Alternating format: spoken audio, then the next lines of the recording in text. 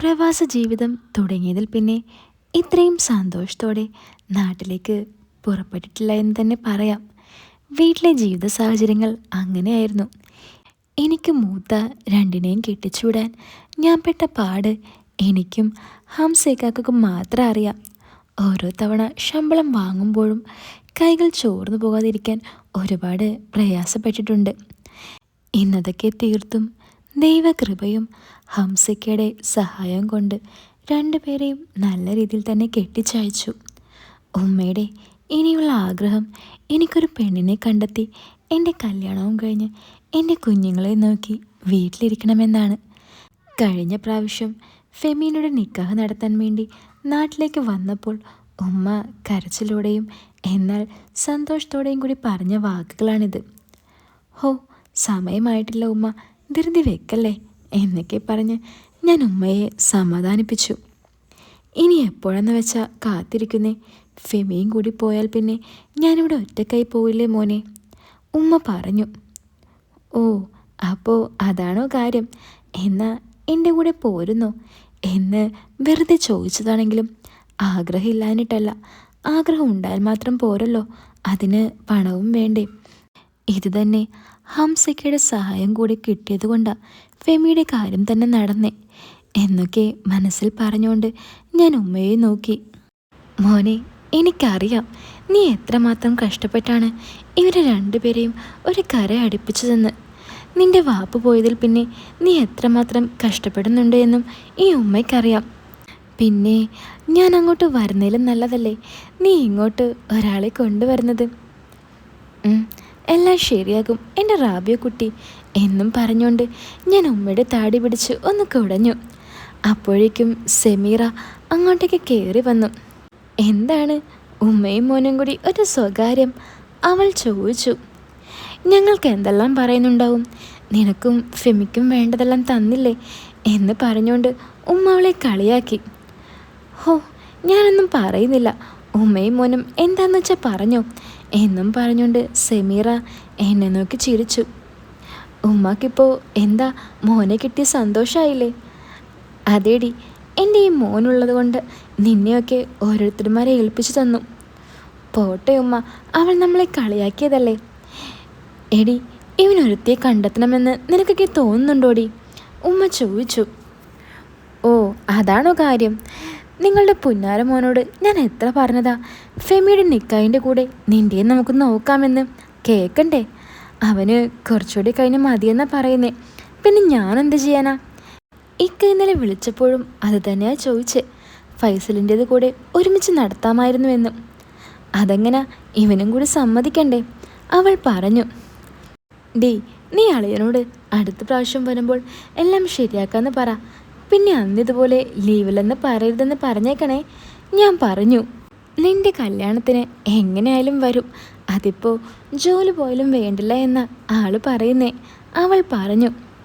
ഓഹോ, അത്രയ്ക്ക് ഇഷ്ടമാണോ ഈ അളിയനെ, ഞാൻ ചോദിച്ചു. ഡാ മതിയടാ അവളെ കളിയാക്കിയത്, വാ വലുതും കഴിച്ചിട്ടാകാം ബാക്കി. സെമീറ ചോറെടുത്ത് വെക്ക് എന്നും പറഞ്ഞുകൊണ്ട് ഉമ്മ എന്നെയും കൂട്ടി ഡൈനിങ് ഹാളിലേക്ക് നടന്നു. ഓർക്കുമ്പോൾ ഒരു വേദന പോലെയാണെങ്കിലും ഒരുപാട് സന്തോഷം നിറഞ്ഞു നിൽക്കുന്നുണ്ട് ഓർമ്മകളിലും മനസ്സിനും. അല്ല, നീ ഉറങ്ങുന്നില്ലേ ഫൈസലെ എന്ന് ചോദിച്ചുകൊണ്ട് ഹംസയ്ക്ക അടുത്തേക്ക് വന്നു. അവനിന്ന് ഉറക്കം വരുമോ ഹംസയ്ക്ക എന്ന് ചോദിച്ചുകൊണ്ട് സലീമിക്ക എന്നെ നോക്കി ചിരിച്ചു. നാളെ രാവിലെയല്ലേ നിന്റെ യാത്ര? ആ അതേക്ക, ഞാൻ പറഞ്ഞു. എല്ലാം റെഡിയാക്കിയില്ലേ നീ? ഞാനൊന്നും മൂളി. ഇനി അവിടെ ചെന്നിട്ട് ഓരോന്നിൻ്റെയും പിന്നാലെ നടന്ന് സമയം കളയണ്ട, നല്ലൊരുത്തെ കണ്ടെത്തി കെട്ടിച്ച് തരാൻ പറ നിൻ്റെ ഉമ്മയോട്. അല്ല, ഇനി ഞാൻ വിളിച്ച് പറയണോടാ, ഇക്ക ചോദിച്ചു. ഏയ് അതൊന്നും വേണ്ട ഇക്ക. എന്ത് വേണ്ടെന്ന്, കല്യാണം കഴിക്കേണ്ട നിനക്കപ്പോൾ? ഏയ് അതല്ല, ഇപ്പോൾ തന്നെ വേണമെന്നാ എൻ്റെ ചിന്ത. എന്നാലും വേണ്ടതല്ലേ, നല്ല പ്രായത്തിൽ കെട്ടുന്നതാ നല്ലത്. അതൊക്കെ ഉമ്മയും സെമിയും ഫെമിയും കൂടി ശരിയാക്കുന്നുണ്ടിക്ക. നിങ്ങൾക്ക് തന്നെ കുറച്ചുകൂടെ ക്യാഷ് തരാൻ ബാക്കിയില്ലേ, അതൊക്കെ തീർത്തിട്ട് പോരെ എന്നാ ഞാൻ പറയുന്നേ. എടാ, എൻ്റെ ക്യാഷിൻ്റെ കാര്യം ആലോചിച്ച് നീ കെട്ടാതിരിക്കണ്ട. നിന്നെ കൊണ്ടാവുമ്പോൾ തന്നാൽ മതി. ഇനിയിപ്പോൾ നീ തന്നില്ലേലും കുഴപ്പമില്ല. നല്ല കാര്യത്തിനല്ലേ നീ വാങ്ങിയത് എന്ന് ഞാൻ സമാധാനിച്ചോളാം. അതും പറഞ്ഞ് നീ ഇനി കെട്ടാതിരിക്കണ്ട. പിന്നെ വല്ല ആവശ്യമുണ്ടെങ്കിൽ വിളിച്ചാൽ മതി. എന്നെക്കൊണ്ടാവുന്നത് ഞാൻ അയച്ചു തരാം. ഇക്ക, നിങ്ങളോട് എങ്ങനെയാ ഞാനിതൊക്കെ വീട്ടുന്നത്? ഒക്കെ ശരിയാകും എന്നും പറഞ്ഞ് എന്നെ സമാധാനിപ്പിച്ചുകൊണ്ട് ഇക്കയുടെ ബെഡിലേക്ക് പോയി. കുറച്ചു നേരം എല്ലാം ആലോചിച്ചുകൊണ്ട് ഞാൻ കിടന്നു. ഉറങ്ങിപ്പോയത് അറിഞ്ഞില്ല. രാവിലെ ഹംസയ്ക്കയുടെ വിളി കേട്ടാണ് ഞാൻ ഉണർന്നത്. എഴുന്നേറ്റ് കുളിയും കാര്യമെല്ലാം നിറവേറ്റി വന്നപ്പോഴേക്കും എൻ്റെ വണ്ടി എത്തി. എല്ലാവരോടും യാത്ര പറഞ്ഞിറങ്ങുമ്പോൾ മനസ്സിൽ വല്ലാത്ത സന്തോഷമായിരുന്നു. ഉമ്മയുടെ കൂടെ കുറച്ച് ദിവസം നിൽക്കാമല്ലോ എന്ന മോഹം എന്നെ വല്ലാതെ സന്തോഷിപ്പിച്ചു. എയർപോർട്ടിൽ ചെന്ന് നടപടിക്രമങ്ങളെല്ലാം തീർത്ത് ഫ്ലൈറ്റിലേക്ക് കയറാൻ ഒരുങ്ങുമ്പോഴാണ് വാട്സപ്പിൽ ഒരു മെസ്സേജ് വന്നത്. സൽമു ആയിരുന്നു അത് തുറന്നു നോക്കിയപ്പോൾ ഇരട്ടി സന്തോഷമായി. ഹായ് ഡാ. സൽമുവിൻ്റെ മെസ്സേജ്. ഹായ്, എന്താ ഈ നേരത്ത്?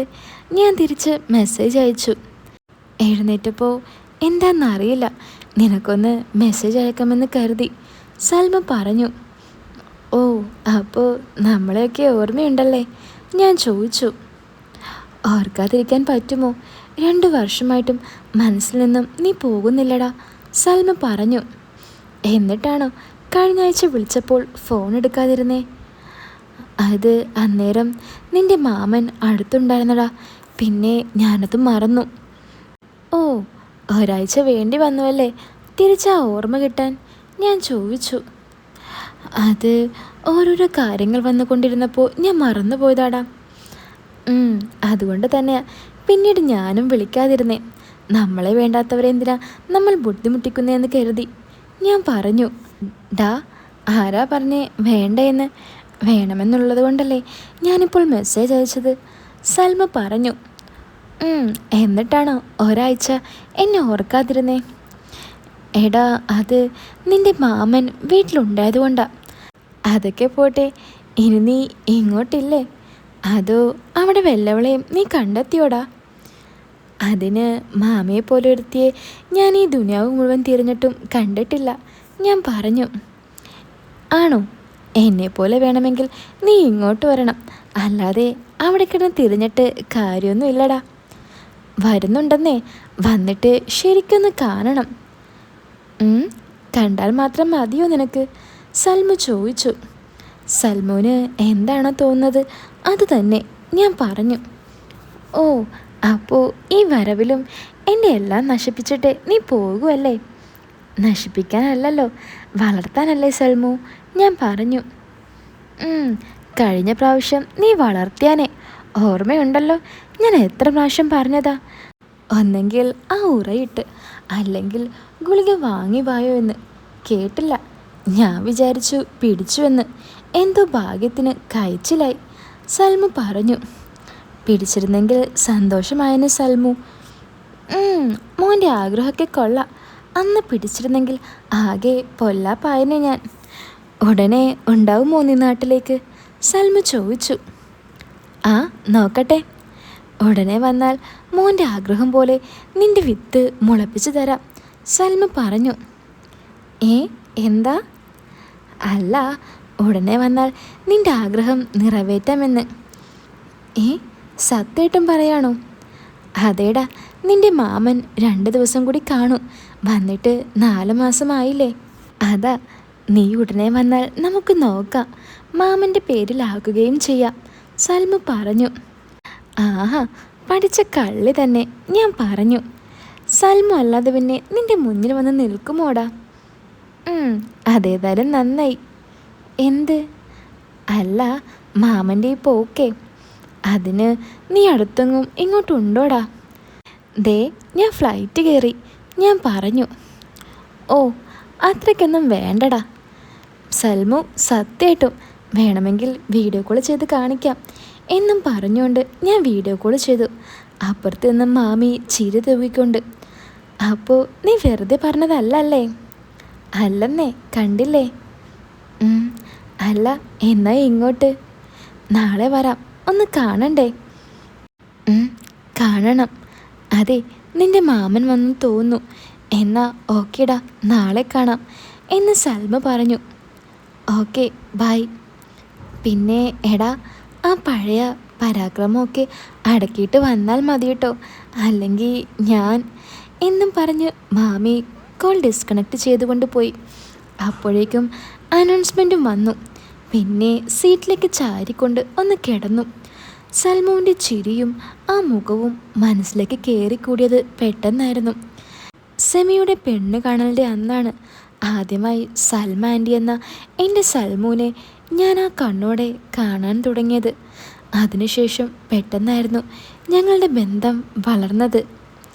അന്നത്തെ സംഭവങ്ങളിലൂടെ എൻ്റെ മനസ്സ് സഞ്ചരിക്കാൻ തുടങ്ങി. പെട്ടെന്നുള്ള ഉപ്പയുടെ മരണം ഞങ്ങളെ ആകെ തളർത്തി. പഠിച്ചുകൊണ്ടിരുന്ന ഞാൻ അതെല്ലാം മതിയാക്കി ജോലിക്കിറങ്ങി. ഉമ്മയെയും 2 പെങ്ങന്മാരെയും എൻ്റെ ചുമലിലേക്ക് തന്നുകൊണ്ട് ഉപ്പ പോയപ്പോൾ ഒരു നിമിഷം ശങ്കിച്ചു. എങ്കിലും ഇനി ഇതാണ് ജീവിതം എന്നറിയാവുന്നത് കൊണ്ട് ചെറു ജോലികളെല്ലാം ചെയ്ത് പോരാടുന്ന ഇടയിലാണ് ഉമ്മയുടെ ചെറിയ ആങ്ങളെ വിളിച്ചത് ഗൾഫിലേക്ക് പോരാൻ. ഗൾഫിലെത്തിയതും 2 വർഷം പോയതേ അറിഞ്ഞില്ല. അപ്പോഴേക്കും സെമിക്ക് ചെറുക്കനെ തേടിക്കൊണ്ടിരുന്നു. ഉമ്മയുടെ മൂത്ത ആങ്ങള ബഷീർ മാമൻ നാട്ടിൽ തന്നെ ആയതുകൊണ്ട് അവരുടെ നേതൃത്വത്തിലായിരുന്നു എല്ലാം നടന്നത്. 1-2 കാര്യങ്ങൾ വന്ന് പോയതും എല്ലാം ഉമ്മ ഫോണിലൂടെ അറിയിച്ചു കൊണ്ടിരുന്നു.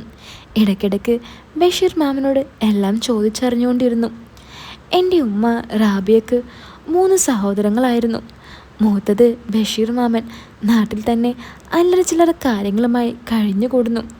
ബഷീർ മാമൻ്റെ വൈഫ് സാജിദ എൻ്റെ മൂത്ത അമ്മായി. അവർക്ക് 2 മക്കൾ. 2 പേരും വിദേശത്തായതുകൊണ്ട് മാമൻ നാട്ടിൽ തന്നെ. ബഷീർ മാമൻ്റെ താഴെ എൻ്റെ ഉമ്മ റാബിയ. 2ാമത്തെ ആൾ ഷെരീഫ് മാമൻ സൗദിയിൽ വർക്ക് ചെയ്യുന്നു. ഭാര്യ റസിയ. മക്കൾ 3 പേര്, 2 ആണും 1 പെണ്ണും. മൂത്ത മകൻ സൗദിയിൽ തന്നെ. ബാക്കി 2 പേരും പഠിച്ചുകൊണ്ടിരിക്കുന്നു. 3ാമത്തെ മാമൻ, ഏറ്റവും ഇളയ മാമൻ റഫീഖ് മാമൻ, ദുബായിൽ ഒരു കമ്പനിയിൽ വർക്ക് ചെയ്യുന്നു. ഭാര്യ സൽമ, ഈ കഥയിലെ നായിക.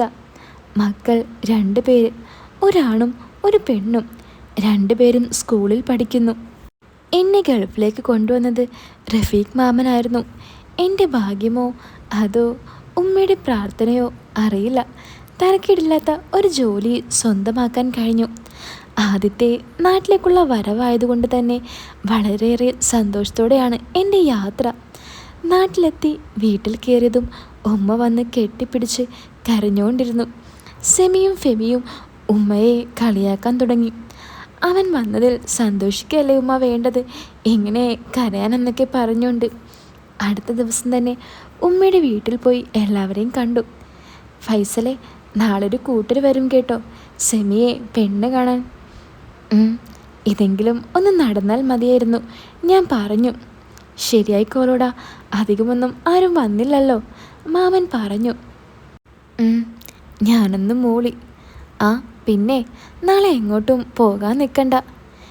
ഏയ് ഇല്ല കാക്ക.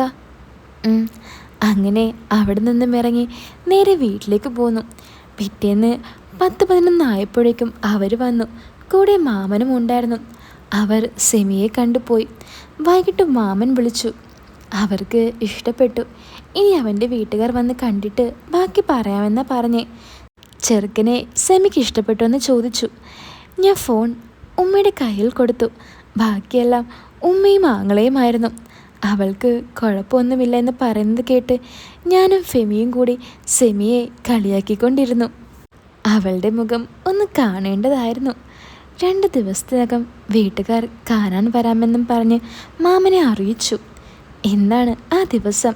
സെമിയെ പെണ്ണ് കാണാനായി ചെറുക്കൻ്റെ വീട്ടുകാർ വരുന്നുണ്ടെന്ന് പറഞ്ഞ് മാമൻ വിളിച്ചിരുന്നു. സജിത മാമിക്ക് വയ്യാതായതിനാൽ മാമൻ അവരെയും കൊണ്ട് ഹോസ്പിറ്റലിലായിരുന്നു. അതുകൊണ്ട് സൽമ മാമിയോട് ഞങ്ങളുടെ വീട്ടിലേക്ക് വരാൻ പറഞ്ഞേൽപ്പിച്ചിട്ടുണ്ട്. മാമൻ എന്നോട് പറഞ്ഞു, നീ രാവിലെ തന്നെ പോയി സൽമയെ വിളിച്ചുകൊണ്ട് പോരുമെന്ന്. ഞാനത് കേട്ട് നേരെ ബൈക്കും എടുത്തുകൊണ്ട് സൽമ മാമിയുടെ വീട്ടിലേക്ക് പോകാൻ തുടങ്ങിയതും ഉമ്മ വിളിച്ചു. ഡാ, നീ എന്തിനാ ബൈക്ക് എടുത്ത് പോകുന്നത്?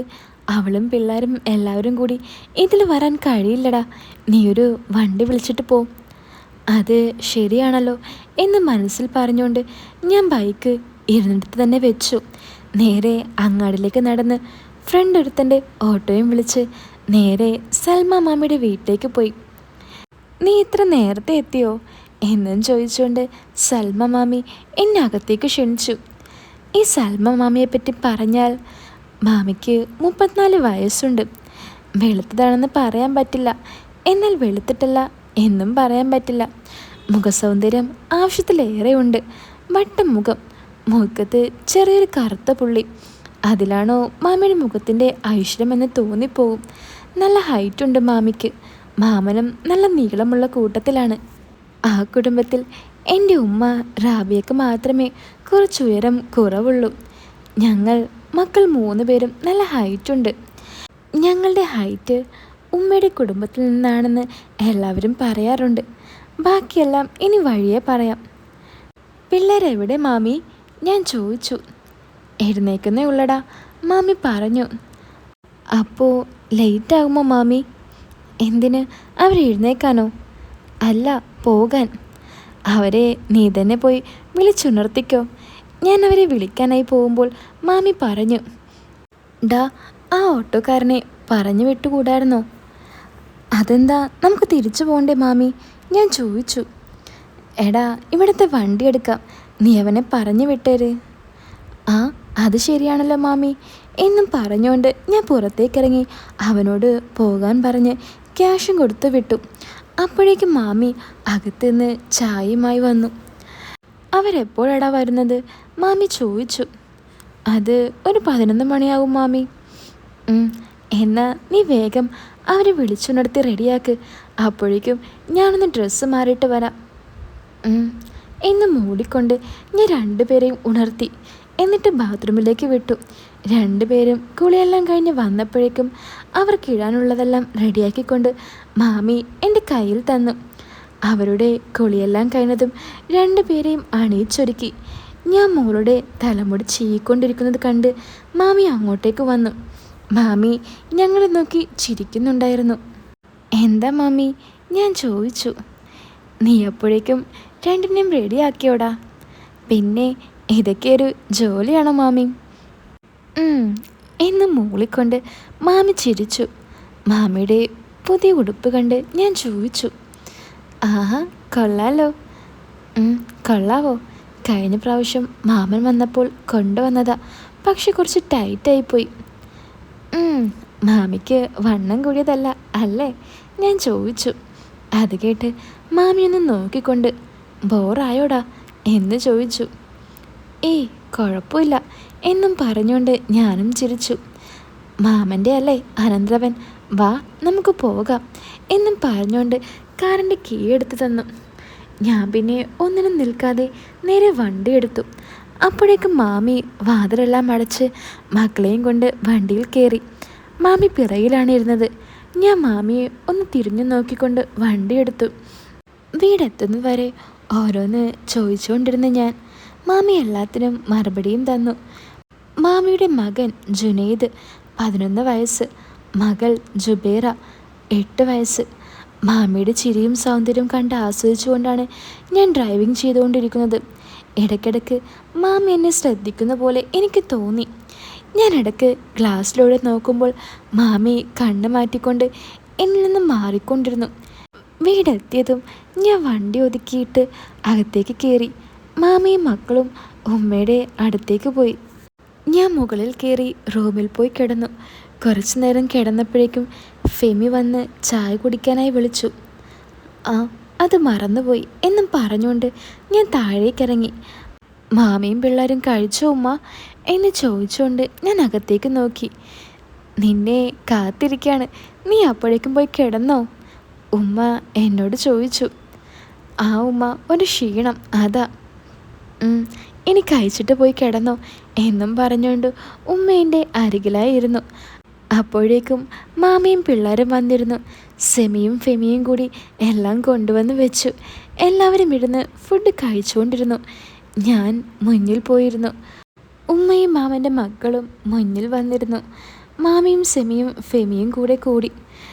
കുറച്ചു നേരം പിള്ളേരുടെ തമാശയും കണ്ട് ആസ്വദിച്ചപ്പോഴേക്കും എനിക്ക് ഒന്ന് ബാത്റൂമിൽ പോകാൻ തോന്നി. ഞാൻ താഴെ റൂമിലേക്ക് പോകാൻ വേണ്ടി ഡോറ് തുറന്നുകൊണ്ട് അകത്തേക്ക് കയറിയതും എൻ്റെ കണ്ണ് തള്ളിപ്പോയി. മാമി അതിൻ്റെ ഉള്ളിൽ നിൽക്കുന്ന കാഴ്ചയാണ് ഞാൻ കണ്ടത്. അലമാരയുടെ കണ്ണാടിയിലൂടെ മാമിയെ ഞാൻ നല്ലോണം കണ്ടു. ഞാൻ അകത്തേക്ക് നോക്കി നിൽക്കുന്നത് മാമിയെ ഗ്ലാസ്സിലൂടെ കണ്ടു.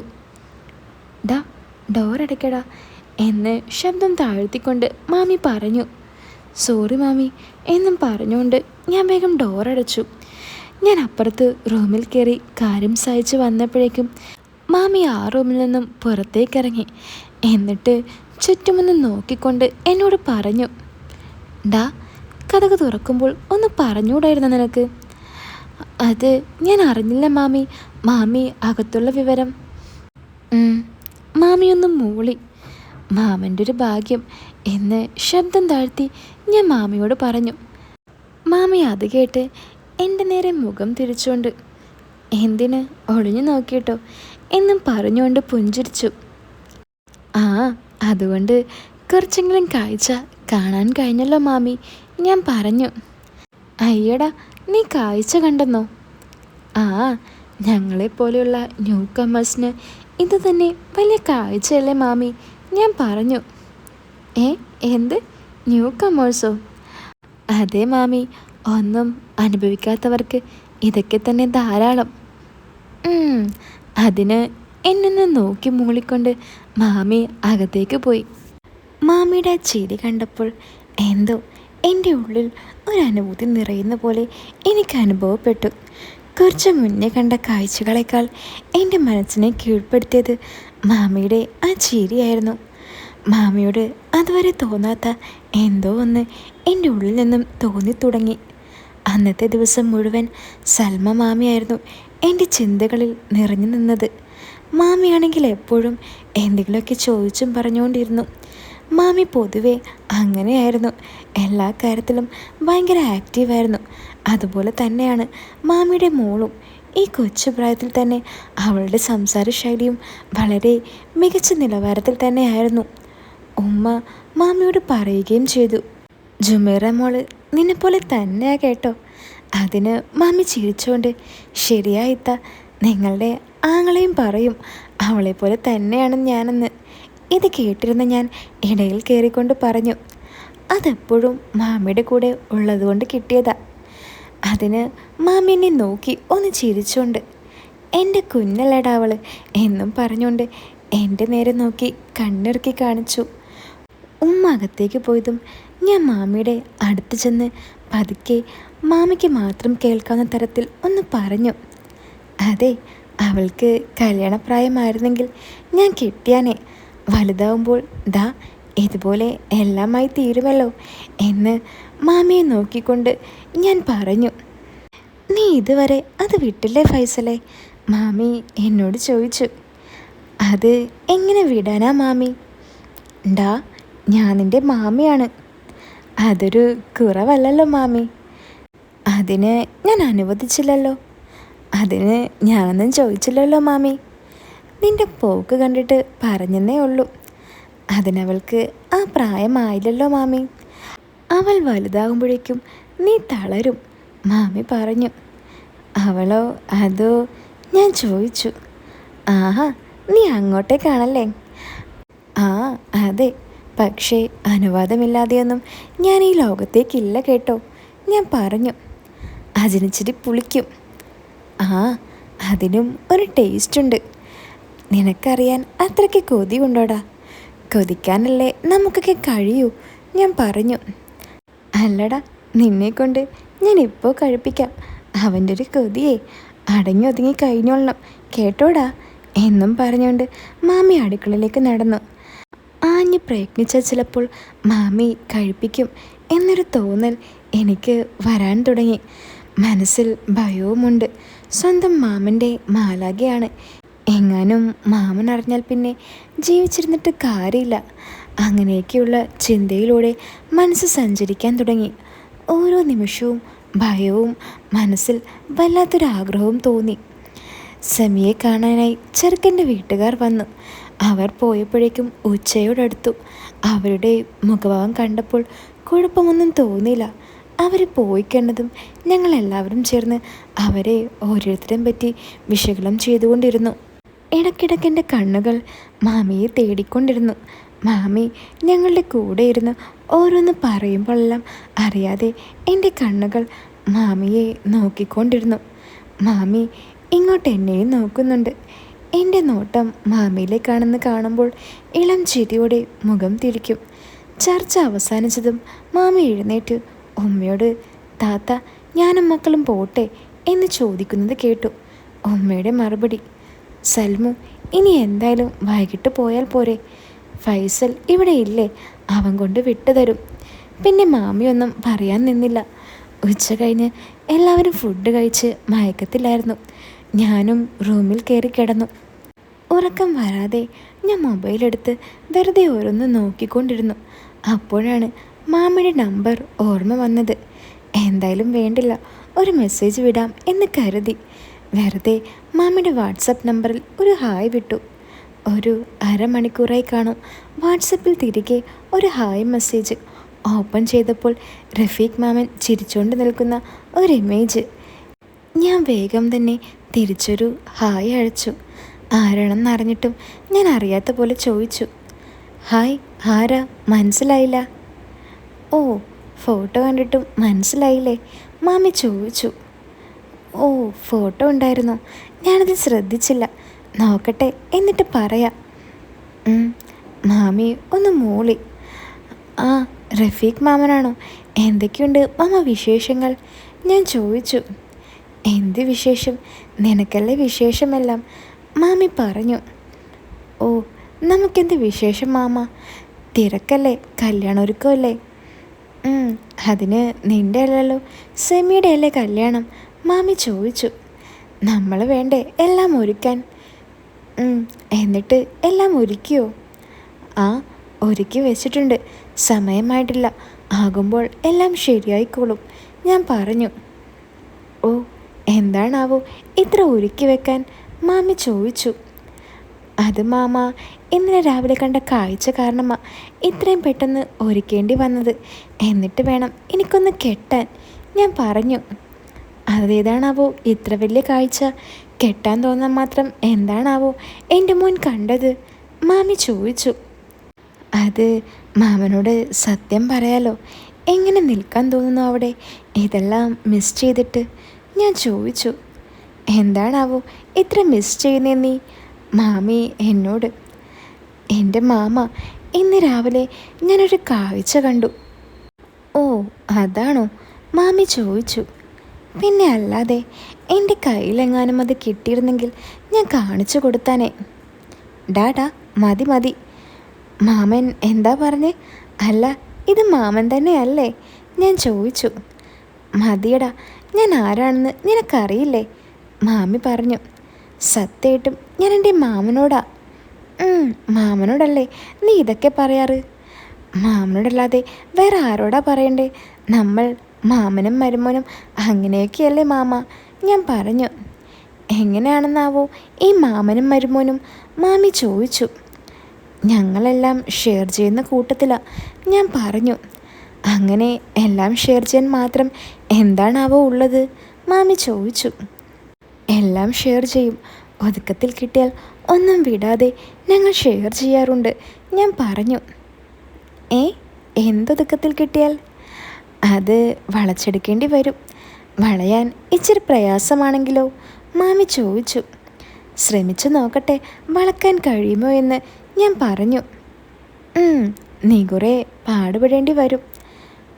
ആ പാടുപെട്ടാലും കുഴപ്പമില്ല, ഒടിക്കാതിരുന്നാൽ മതിയായിരുന്നു, ഞാൻ പറഞ്ഞു. അങ്ങനെ ഒടിക്കാതിരിക്കാനാണെങ്കിൽ പിന്നെ എന്തിനാ നീ അതുകൊണ്ട് നടക്കുന്നേ, മാമി ചോദിച്ചു. അല്ലാതെ കഴിയില്ലല്ലോ, എല്ലാത്തിനും കേന്ദ്രബിന്ദുവല്ലേ അത്. ഒടിയുമെന്ന് ഭയമുള്ളവർ ഇങ്ങനത്തെ കാര്യങ്ങൾക്കൊന്നും ഇറങ്ങിത്തിരിക്കാൻ നിൽക്കരുത്, മാമി പറഞ്ഞു. അത് പിന്നെ എല്ലാവർക്കും ഉണ്ടായില്ലേ ആഗ്രഹങ്ങളും മോഹങ്ങളും, അടക്കി വെക്കാൻ കഴിയുന്ന ആഗ്രഹങ്ങൾ കൊണ്ട് നടന്നാൽ പോരെ നിനക്ക്, വേണ്ടാത്ത ചിന്തിച്ച് കൂട്ടിയിട്ടില്ലേ, മാമി പറഞ്ഞു. എത്ര അടക്കി പിടിച്ചാലും ഒതുക്കി വെച്ചാലും ആഗ്രഹങ്ങളും മോഹങ്ങളും പുറത്തേക്ക് വരാതിരിക്കില്ലല്ലോ. ഞാൻ ചോദിച്ചു. മതി മതി, വെച്ചിട്ട് ഉറങ്ങാൻ നോക്ക്, അല്ലെങ്കിൽ ചിലപ്പോൾ. അത് പിന്നെ ഉറക്കം വരണ്ടേ മാമി? ആഹാ, അപ്പോൾ നിനക്കറിയാം ഞാൻ ആരാണെന്ന് അല്ലേടാ? പിന്നെ അറിയാതെ. എന്നിട്ടാണോ ഇതുപോലെയെല്ലാം എഴുതി വിടുന്നേ? കൂടെ കൂടിയ ആൾ മോശക്കാരിയൊന്നും അല്ലല്ലോ. കുറച്ചുകൂടി കഴിഞ്ഞിരുന്നെങ്കിൽ ഞാൻ വർണ്ണിച്ചേനെ. ഞാൻ പറഞ്ഞു. ഓഹോ, നീ അത്രക്കൊക്കെ ആയോടാ? ഇല്ലാതെ പിന്നെ വെറുതെ ഉറങ്ങാൻ കിടന്ന എന്നെ തട്ടി വിളിച്ചിട്ടല്ലേ? ഓ സോറി. എന്നാലേ എൻ്റെ മോൻ ഉറങ്ങിക്കോ എന്നും പറഞ്ഞുകൊണ്ട് മാമി ഓൺലൈനിൽ നിന്നും പോയി. ഛേ, പഴഞ്ചൊല്ല് പറയാൻ കണ്ട നേരം ഒന്നടുത്തതായിരുന്നു എന്നൊക്കെ ആലോചിച്ചുകൊണ്ട് ഞാൻ ഓൺലൈനിലുണ്ടോ എന്ന് നോക്കിക്കൊണ്ടിരുന്നു. ഇല്ല എന്ന് കണ്ടതും ഞാൻ ഫോൺ എടുത്ത് വെച്ച് വീണ്ടും മാമിയുടെ ചിരിയും ആ ആനന്ദവും മനസ്സിലോർത്ത് കിടക്കാൻ തുടങ്ങി. കുറച്ച് കഴിഞ്ഞപ്പോൾ വീണ്ടും ഫോണിൽ ഒരു വൈബ്രേഷൻ. വീണ്ടും പൂർവാധികം സന്തോഷത്തോടെ ഞാൻ ഫോൺ തുറന്നു. അപ്പോൾ ഇതിൻ്റെ സെക്കൻഡ് പാർട്ട് കേൾക്കാൻ നിങ്ങൾക്ക് ആഗ്രഹമുണ്ടെങ്കിൽ ഒന്ന് കമൻറ്റ് ബോക്സിൽ പറയണം കേട്ടോ. കൂടാതെ വീഡിയോ ഒന്ന് ലൈക്ക് ചെയ്യാനും ചാനൽ ഒന്ന് സബ്സ്ക്രൈബ് ചെയ്യാനും മറക്കല്ലേ. അപ്പോൾ പുതിയൊരു വീഡിയോ ആയിട്ട് നമുക്ക് വീണ്ടും കാണാം.